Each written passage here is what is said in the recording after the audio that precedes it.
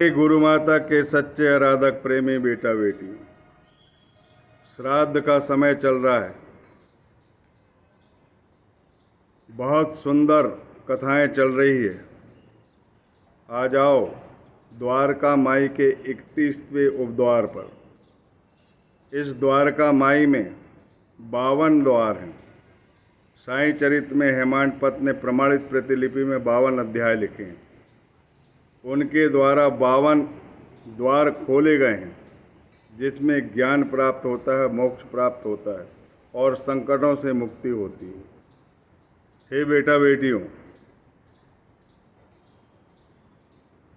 नाना साहब चांदोरकर का किस्सा आप जानते ही हैं। दासगणु महाराज का किस्सा आप जानते ही हैं। किस प्रकार उन्हें पांडुरंग की भक्ति फलीभूत हुई। जब ईश्वर की कृपा होती है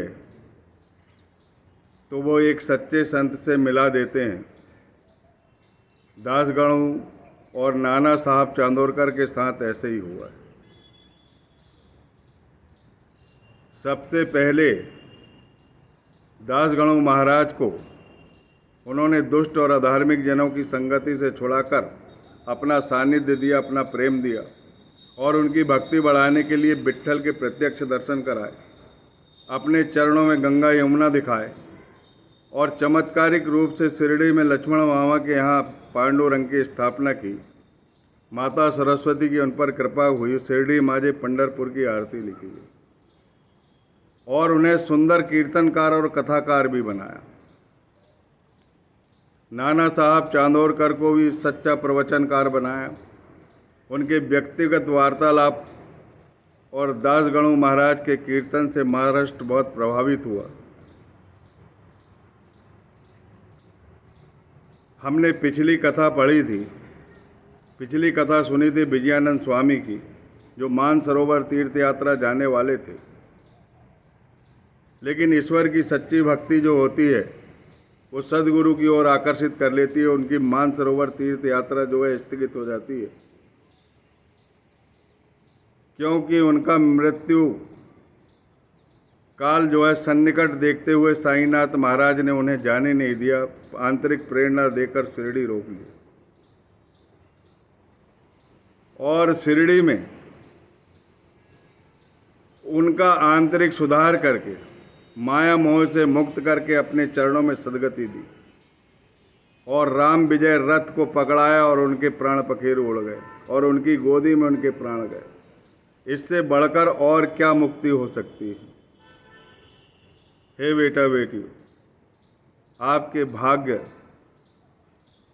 परम भाग्य है आपके, सौभाग्यशाली हो आप ईश्वर के सच्चे आराधक हैं तो सच्चे सदगुरु मिलना ही चाहिए। जो आपको मिले हैं वही हेमाड पद के साथ भी हुआ। इसके बाद एक कथा आती है बालाराम मानकर की। बालाराम मानकर जो है बालाराम मानकर जो है वो बांद्रा के रहने वाले थे और जब पहली बार वो शिरडी आए, बाबा के परम भक्त थे और वो चाहते थे कि अपने पिता की अंत्येष्टि जो है शिरडी धाम में ही की जाए। उनकी अंत्येष्टि क्रिया, उनका श्राद्ध और अनेक पुण्य कार्य करने के बहाने उस सन 1915 में शिरडी आने को तैयार हुए। उनके पिताजी की मृत्यु हो चुकी थी, अंत्येष्टि वो वहीं करना चाहते थे और जाते समय उन्हें श्रीमती तरखंड मिल जाती है।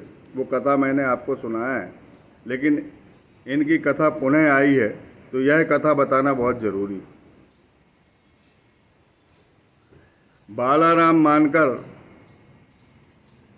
से जब श्रीमती तरखंड मिली तो वो कहने लगी कि बाबा के लिए मेरे से कुछ नैवेद्य ले जाइए। जब भी कोई शिरडी जाता है तो मेरे मन में इच्छा होती कि बाबा के लिए कुछ ना कुछ दूं मैं, और बिना नैवेद्य अर्पित किए मैं भोजन नहीं करती हूँ। अगर तुम शिरडी जा रहे हो तो नैवेद्य ले जाइए। नैवेद्य के लिए उनने घर ढूंढ मारा, सारी जगह देख लिए, कुछ नहीं मिला। लेकिन इन्हें भी बालाराम मानकर को भी अंत्येष्टि क्रिया करना है, इसके कारण इनको जल्दबाजी थी और बड़ी व्याकुल हो गई। उसके आंख से आंसू टपकने लगे श्रीमती तरखंड के। बालाराम का भी अश्रुपात होने लगा। फिर कुछ नहीं मिला तो भगवान के पास एक पेड़ा रखा था, वो भी 1 महीने से रखा हुआ। उसी पेड़े को उन्होंने पहुंचा दी बालाराम मानकर के द्वारा, और वो शिरडी आए। पहले तो उन्होंने अंत्येष्टि क्रिया की, सारे काम धाम से फुर्सत होने के बाद साईनाथ महाराज के दर्शन के लिए वो गए। साईनाथ महाराज की विशेषता है जो कई बार मैंने बता चुका हूँ, जब भी दर्शन करते हैं तो मन को बहुत शांति मिलती है और जो कुछ मांगना रहता है वो सब भूल जाते हैं। ऐसा लगता है कि साईनाथ महाराज को ही घर ले चलो। जो भी विट्ठल के भक्त हुए हैं, ईश्वर के सच्चे भक्त हुए हैं महाराष्ट्र में, उन्हें सदगुरु साईनाथ महाराज का सानिध्य और प्रेम प्राप्त हुआ। शास्त्रों में भी वर्णित है कि पहले श्रीहरि का स्मरण होता है और श्रीहरि जब प्रसन्न होते हैं तो एक सच्चे सदगुरु से मिला देते हैं और भवसागर पार कर देते हैं। अंत्येष्टि क्रिया करने के बाद जब वो साईनाथ महाराज से मिले तो पेड़ा लाना भूल गए। बाबा ने भी कुछ नहीं बोला। दूसरे दिन मिले, पेड़ा लाना भूल गए, बाबा ने कुछ नहीं बोला। तीसरे दिन बाबा तो अंतर्ज्ञान से जानते हैं, जो भी नैवेद्य पहुंचाता है उनकी मर्जी से, उनकी कृपा से, उनकी प्रेरणा से, उनके प्रेम से बसीभूत होने के कारण ही आदमी उनके लिए नैवेद्य पहुंचाते हैं। वो सद्बुद्धि देते हैं तब नैवेद्य आदमी पहुंचाता है, और वो जानते हैं कि इसने क्या लाया मेरे लिए, कोई दे या ना दे, और ना दे तो बाबा ख्याल करा देते। और वही बात बालाराम मानकर के साथ हो रही। तीसरे दिन बाबा ने पूछा, मेरे लिए कुछ लाए हो क्या? उन्होंने बोल दिया, कुछ नहीं लाया मैंने। फिर बाबा ने प्रश्न किया, कुछ तो लाए हो? बोले, बाबा कहाँ ना, मैंने कुछ नहीं लाया। फिर पुनः प्रश्न करते हैं बाबा कि माता ने कुछ दी क्या? फिर वो बोलते हैं कि कौन माता? बोले, श्री माता तरखंड ने मेरे लिए कुछ भेजा है क्या? तब उनको झट से याद आता है, क्योंकि वो बहुत उस समय अंत्येष्टि क्रिया के कारण, व्यस्त रहने के कारण भूल होना स्वाभाविक है। उन्हें झट से ध्यान आया कि बाबा के लिए पेड़ा भेजी थी, और खूब घर में छान मारी, कुछ नहीं मिला, और रोते रोते एक पेड़ा ही पहुंचा दी। इसलिए बाबा को ख्याल रहा, और वो पेड़ा जो है बाबा को तुरंत लाके देते और वो खा जाते हैं। भले ही उन्होंने दूसरा भोजन नहीं किया, लेकिन वो प्रेम पूर्वक उस पेड़ा को ग्रहण किया, संतोष पूर्वक और तृप्ति की डकार ली। धन्य है साईनाथ महाराज की कृपा और लीला, जो प्रेम के कितने भूखे हैं, बाबा भक्तों को कितना चाहते हैं, कितना मान रखते हैं, और कितनी श्रद्धा और प्रेम का बीजारोपण उनके हृदय में करते हैं। बड़ी अद्भुत क्रिया है, बड़ी विलक्षण क्रिया है साईनाथ महाराज। इसके बाद वो घर आ जाते हैं, और घर आने के बाद श्राद्ध करने के बाद, अंत्येष्टि क्रिया करने के बाद, बाबा से प्रेमालाप करने के बाद, बाबा से आशीर्वाद प्राप्त करने के बाद वो घर आते हैं। और घर आने के बाद बहुत दिनों बाद उनकी पत्नी की मृत्यु हो जाती है, और जब पत्नी की मृत्यु हो जाती है तो वो बहुत दुखी हो जाते हैं। मृत्यु उपरांत जो भी कार्य करना रहता है पुण्य के, सब वो सारे काम करते। वैसे भी वो पुण्यशील और दानशील प्रवृत्ति के थे। और मेरा ये मानना है कि साईनाथ महाराज के जितने भी भक्त हैं, जो भी बाबा से प्रेम करते हैं, वो श्रीहरि की कृपा समझो, प्रभु की कृपा समझो, ईश्वर की कृपा समझो, और वे परम भाग्यशाली हैं जिन्हें साईनाथ महाराज के चरणों का सानिध्य प्राप्त हुआ। ये बालाराम मानकर जब दुखी हो जाते हैं तो बाबा उनको आंतरिक प्रेरणा देते हैं, शिरडी आ जाओ करके, क्योंकि उनका मन भी व्यथित रहता, मन अशांत सा रहता। सारा जो कारोबार है उनका, प्रभु की कृपा से जो कुछ भी उनको प्राप्त हुआ था, जो भी उनका व्यवसाय चलता था, जो भी नौकरी के था और जो भी कारोबार की व्यवस्था थी, वो बच्चे के हाथ में पकड़ा देते हैं और शिरडी आ जाते हैं। शिरडी आने के बाद बाबा को देखते ही उनकी अशांति दूर होती है, लेकिन मन में तरह तरह के संकल्प और विकल्प उठने लगते हैं। लेकिन फिर भी मन वहाँ से छोड़ने का नहीं होता था उनका, इतना प्रेम था। और उनके मन में एक बात और याद आई थी कि बाबा साईनाथ महाराज सिर्फ शिरडी में है। एक 3.5 हाथ के आदमी जो पंच तत्वों से निर्मित शरीर है, वो केवल वहीं के लिए, ऐसा उनके मन में आता था कि साईनाथ महाराज सर्वव्यापकता पे संदेह था कुल मिला। बाबा ने अंतर्ज्ञान से जान लिया, लेकिन फिर भी वो शिरडी नहीं छोड़ना चाहते थे। पर मन के सभी संदेह दूर करना सदगुरु का काम होता है। उनने अंदर ही अंदर जान लिए उनकी मन की बात कि मेरा जो बालाराम मानकर है, ये दुखी और व्यथित है और इसके मन में संकल्प और विकल्प उठने लगे हैं और ये मुझे यहीं पर समझता है, शिरडी भर में। और भी भक्तों का कहना है कि बाबा शिरडी भर में अकेले हैं, ऐसा नहीं है। बाबा आपकी अंतर आत्मा में है, उनको जागृत रखो। और उनको जागृत करने के लिए अपन शिरडी जाते हैं। शिरडी जाने का मेन कारण है आत्मज्ञान। जब आत्मज्ञान आ जाता है आदमी को, तो फिर उसे कहीं जाने की आवश्यकता नहीं रहती। वह स्वयं हरि का रूप ले लेता है। हरि, हर और ब्रह्म तीनों मिलकर त्रिमूर्ति बन जाते हैं जब आत्मज्ञान होता है। तो बाबा ने अंतर्ज्ञान से बालाराम के मन की बात जान ली थी और ये भी जान गए थे कि यहाँ से जगह छोड़ना नहीं चाहता है। एक दिन बड़े प्रेम पूर्वक बालाराम को उन्होंने बुलाया और 12 रुपए हाथ में पकड़ा है। 12 जो शब्द है, जो अंक है, वो बाबा की दृष्टि में बहुत उत्तम अंक है। 12 रुपए ही दिए उन्हें, न उससे कम दिए न ज़्यादा दिए। ज़्यादा भी दे सकते थे, कम भी दे सकते थे, लेकिन 12 का आंकड़ा जो है वो पावन और पुनीत है साईनाथ महाराज के कर द्वारा जो दिए हुए। क्योंकि 12 वर्ष का एक तप होता है और 4 तप से साईनाथ महाराज का साईं चरित्र बना है। 13वां जो अध्याय होता है वो अनुग्रह का अध्याय होता है। 1 से 12 गिनने के बाद 13वां अध्याय, और 13 के बाद फिर 12 गिनो तो फिर 26वां अध्याय, और 26वें अध्याय के बाद फिर 12 गिनो तो 39वां अध्याय, और फिर 12 गिनोगे तो 52वां अध्याय।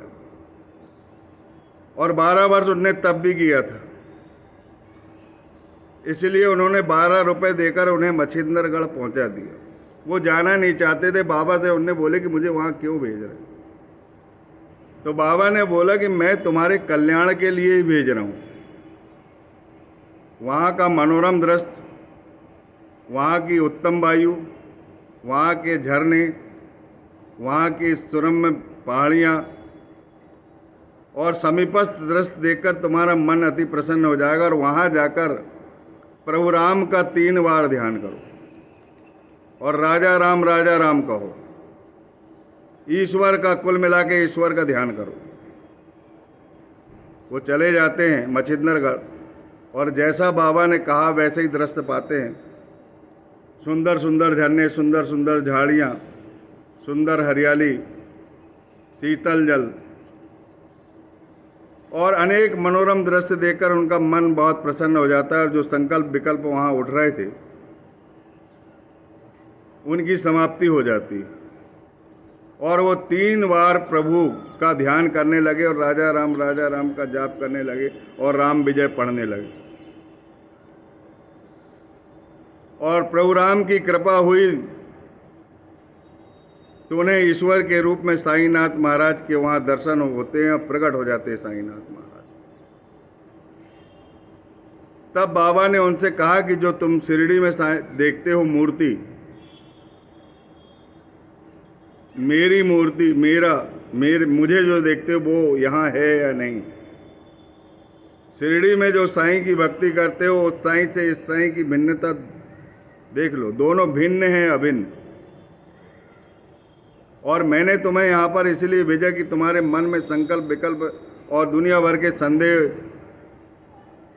जो जन्म ले रहे थे उन्हें समाप्त करने के लिए और मेरी सर्वव्यापकता का तुम्हें अनुभव कराने के लिए। मैं 3.5 हाथ का पंच तत्व का पुतला केवल शिरडी भर में विद्वान नहीं हूँ, मैं समस्त प्राणियों में विद्वान हूँ, जो नित्य प्रति मेरा नाम स्मरण, मेरा नाम पूजन, मेरा ध्यान, मेरा चिंतन और मेरी कथाओं को श्रवण करता है और रहस्य में गोते लगाता है, मैं उसे मृत्यु के मुख से बचा लेता हूँ और अंत में मोक्ष भी देता हूँ। बोलिए सच्चिदानंद सद्गुरु साईनाथ महाराज की जय। इस प्रकार मछिंदरगढ़ में साईनाथ महाराज के दर्शन पाकर वह अति प्रसन्न हुआ और बाबा ने उनसे कहा था कि मछिंदर नाथ में जाकर प्रभु राम का ध्यान करो, राम विजय पढ़ो और 3 बार ध्यान करो। प्रभु राम की कृपा हुई, साईनाथ महाराज के उन्हें दर्शन हुए और उनके सारे संदेह दूर हुए। इसके बाद वो अति प्रसन्न होने के बाद बाबा अंतर ध्यान हो जाते हैं इतना वार्तालाप करने के बाद, और अति प्रसन्न होने के बाद वो उनकी इच्छा हो जाती है कि बांद्रा वापस चलते हैं, दादर गाड़ी से जाएंगे, क्योंकि पुणे से दादर गाड़ी मिल जाएगी और पूना वो पहुंच जाते हैं। उन्हें टिकट लेने में बड़ी परेशानी जाती है, टिकट मिलती नहीं। एक वृद्ध आदमी जिसके कांधे पर एक कंबल टंगा हुआ था और सिर पे लंगोटी पहने थे और बदन पे कोई वस्त्र नहीं थे, वो बड़े प्रेम पूर्वक बालाराम के पास आते हैं कि भाई साहब आप कहाँ जा रहे हैं। तब बालाराम बोलते हैं कि मुझे बांद्रा जाना है, मैं दादर की गाड़ी से जाना चाहता हूँ लेकिन मुझे टिकट नहीं मिल रही। तब वो बोलते हैं कि मेरे पास टिकट है, मुझे यहाँ आवश्यक कार्य है, मैं यहाँ रुकना चाहता हूँ, यहाँ संत शिरोमणि देव में तुकाराम महाराज है, उनके दर्शन करूँगा और संत ज्ञानेश्वर महाराज के दर्शन करूँगा और उनसे आशीर्वाद प्राप्त करूँगा, ऐसे मन में इच्छा हुई। तो उन्होंने कहा कि मेरी उपस्थिति भी वहाँ लगा दीजिए और मेरी तरफ से प्रणाम भी ले जाइए और ये कुछ दक्षिणा ले जाइए और आपके टिकट के पैसे ले जाइए। उन्होंने जैसे ही अपने जेब की तरफ नीचे नज़र की, वह जो साधु था, जो पूर्ण दिगंबर था, सिर पे लंगोटी पहनी थी और कंबल था, वो अंतर ध्यान हो जाता है। वो बड़े बेचैन हो जाते हैं, गाड़ी छूटने तक उनका ध्यान करते कब वापस आए और खूब ढूंढते हैं, पहले तो नहीं मिलते लेकिन फिर गाड़ी छूटने वाली रहती है। जब गाड़ी की सीटी हो जाती है तो गाड़ी के डिब्बे में बैठ जाते, तब तक व्याकुल रहते कि वो फकीर को। फिर बाद में समझ में जाते कि साईनाथ महाराज के सिवा और कौन हो सकता है। इसके बाद वो अपने दादर वहाँ पहुँच जाते हैं और कारोबार का जितना शेष काम उनके दिमाग में आया था वो बच्चे को दे देते हैं और बच्चे को पूरा उत्तरदायित्व का निर्वहन करने के लिए आज्ञा दे देते हैं और शिरडी चले आते हैं और आजीवन शिरडी में बाबा की सेवा बिताते हैं, बाबा की सेवा करते हैं, उनसे प्रेम करते हैं, उनसे प्रेम पाते हैं, उनसे वार्तालाप करते हैं और सदा उनका स्मरण करते रहते हैं। और अंत समय जब नज़दीक आया तो बाबा ने उनको अपने चरणों के पास बुलाया और जैसे ही चरणों में उन्होंने माथा टेका, उनकी आंखें शीतल हो गई थी। मन तो उनका पवित्र साईनाथ महाराज ने कर ही दिया था। जैसे ही उन्होंने आंख ऊपर किया और बाबा से आंख मिलाई और उनके प्राण प्रफुल्लित उड़ गए और उनके चरणों के सानिध्य में उनकी मुक्ति हो गई। हे साईनाथ के बेटा बेटी, हे गुरु माता के बेटा बेटी, जो इन कथाओं को, श्राद्ध के दिवस की दूसरे दिवस की कथा है ये, जो इन कथाओं को प्रेम पूर्वक सुनेगा, भक्ति पूर्वक सुनेगा, श्री हरि उनका कल्याण करेंगे, प्रभु राम उनका कल्याण करेंगे, भगवान श्री कृष्ण उनका कल्याण करेंगे, साईनाथ उनके कल्याण करेंगे। ये अलग नहीं है, एक ही है। मेरी बात मान लो। सदगुरु उन्हीं को मिलता है जिन्हें प्रभु के दर्शन होने रहते। डायरेक्ट प्रभु के दर्शन कभी नहीं कर पाओगे आप, बगैर उनकी कृपा के संभव नहीं होगा।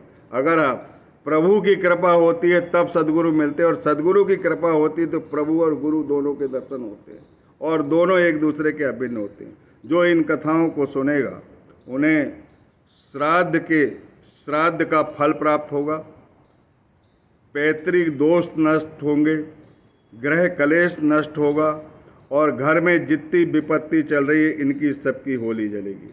बोलिए सच्चिदानंद सदगुरु साईनाथ महाराज की जय। इसके बाद हम बाबा के परम भक्त, जिनको बाबा ने सदगति दी है अपने चरणों में, तात्या नूलकर, जो पंढरपुर के थे, पंडरीनाथ के परम भक्त थे, उनकी कथा सुनाएंगे।